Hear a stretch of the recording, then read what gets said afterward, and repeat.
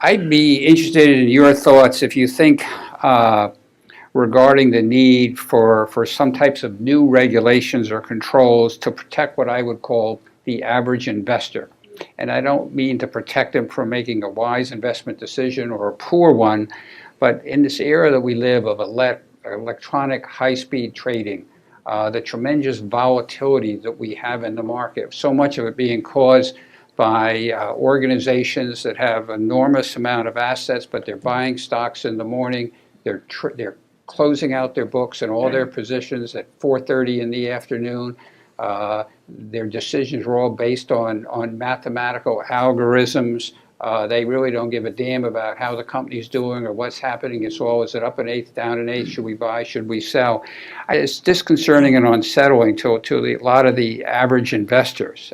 And I'm sure, frankly, some of that might be why they're into your index funds. Does something have to be done to try to return and bring back what I would call the average investing market from which now, many people today, I think, feel that the market is just merely a provider of almost a technical trading platform. It has nothing to do with the typical investors. Well, first, there's a lot in what you say.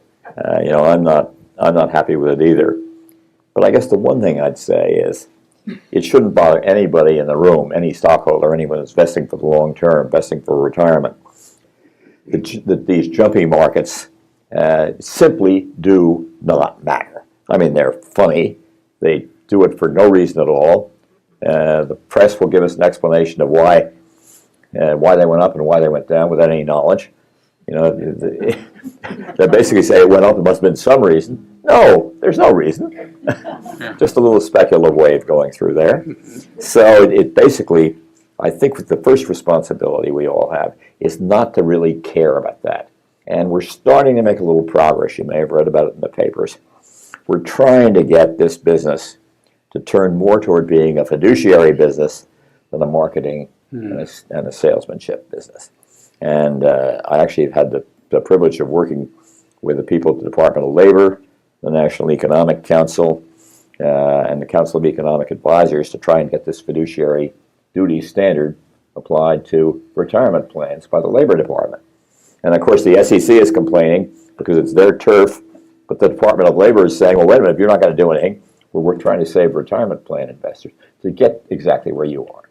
And people should realize that activity is costly. And the less active you are, the better you do, is documented in the data. And so it doesn't bother me much. We cannot turn our back on speed, even if we would like to, whether it's speed of the information age, speed in the stock market. But the interesting part of this, and the deeply disappointing part of this, to me, is that indexing has become the new speculative wave through these exchange-traded funds. The original slogan was, now you can trade the Standard & Poor's 500 index all day long in real time. What kind of an idiot would want to do that? I mean, I just can't imagine it.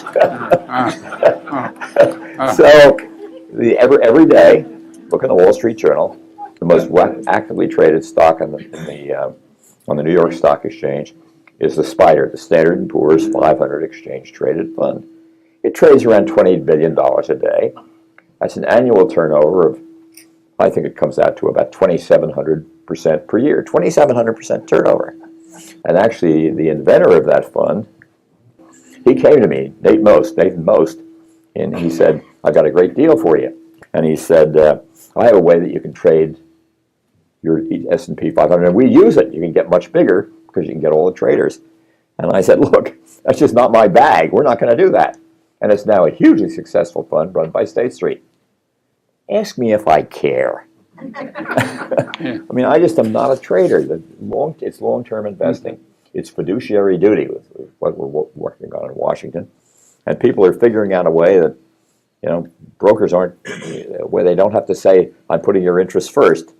Why anyone in the financial business who touches other people's money wouldn't want to say their interest comes first, I don't know. But we're moving towards something that is to have funds run in the interest of their long-term shareholders and have a fiduciary duty to those shareholders as a federal standard.